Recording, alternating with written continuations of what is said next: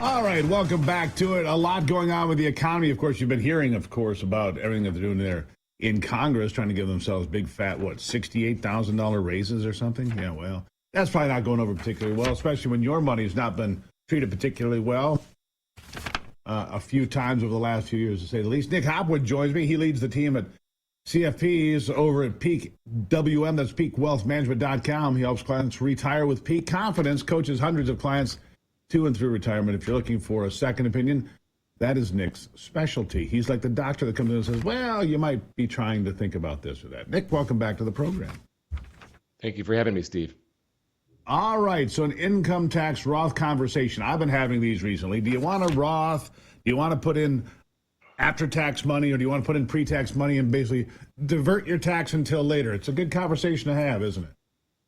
It is, and I want to share a story with you. We just met with a client who's about 45 years old, and they're making good money now, and they're paying a lot of tax right now.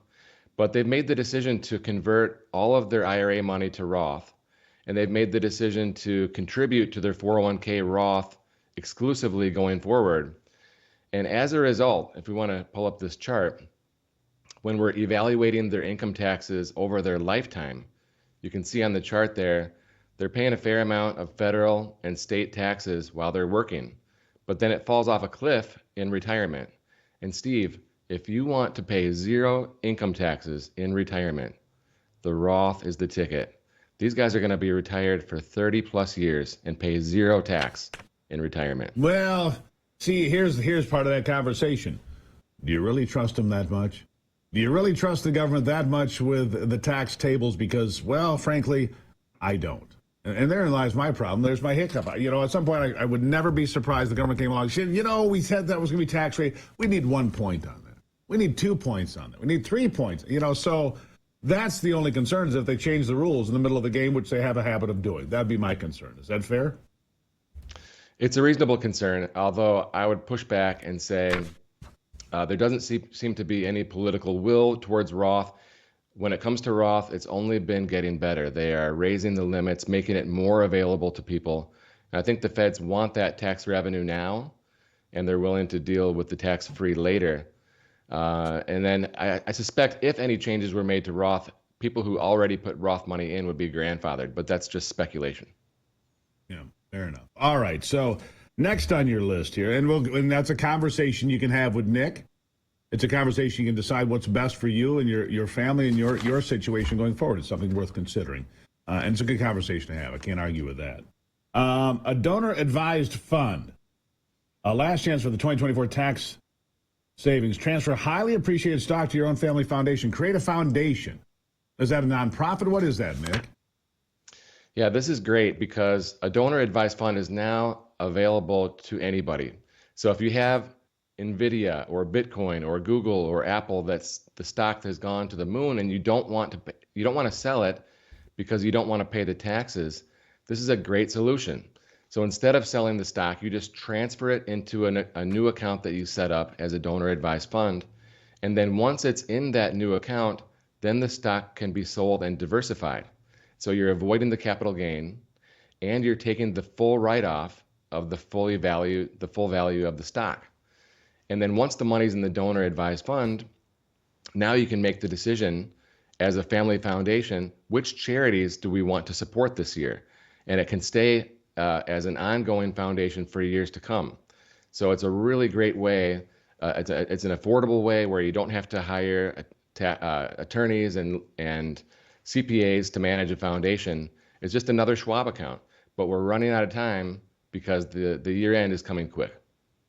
And that's true of a lot of these things, including the 401ks. If you want to get into those, you have to make your declaration before the end of the year, my understanding. If you want to do something like a donor-advised fund, you have to do that before the end of the year. That's where Nick comes in. His phone's always available. He'll call you and set up a meeting with him. All right, so the Fed rate.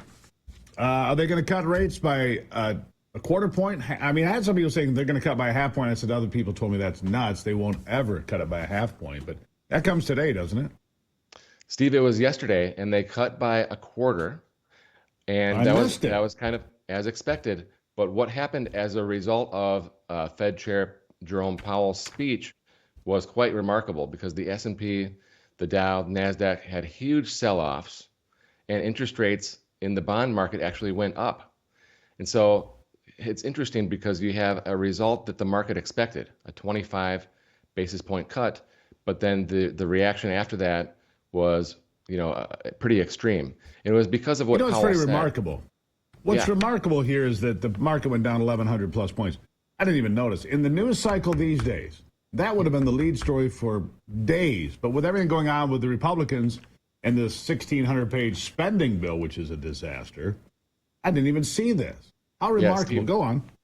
Don't even get me started about that bill because I could talk for an hour about it. And I'm thankful that Elon is here, shining the light on it. But yeah, we had a 3% drop. And because Powell said that they're ready to take a break. They're ready to take a break from cutting. So right now we have a Fed funds rate at 4.25, and it's probably going to stay there for a while. The market predicts that in January there will not be a cut. And so the market is telling us when it sells off after a meeting like this that the market is disappointed with what Powell said. The market wants more cuts, and it's upset that it's not going to get them. All right. So, what do you see? You still, you and I sat here and talked about there's been two really good years, 23 and 24, as far as, the market's going up. The third year has an average, I think you told me 12 points. I think that's what I learned from you here a couple of weeks ago. So we got about 20 seconds left here. Do you expect a good 2025? We are cautiously optimistic when we look into that crystal ball. We've got the Trump administration coming in. We've got the Fed, who has been cutting. Maybe they've slowed down at their cutting pace, but those are all real strong positives. The jobs look okay. Inflation seems to have stalled. We might be in a little bit of a Goldilocks scenario here, so we're cautiously optimistic. I like that. Well, Nick, in the meantime, Merry Christmas. I hope we have a great New Year, and I'll talk to you soon. Merry Christmas, Steve. There you have it. Nick Hopwood, peakwm.com, peakwm.com. If you want to find out more, check it out. I'll be right back.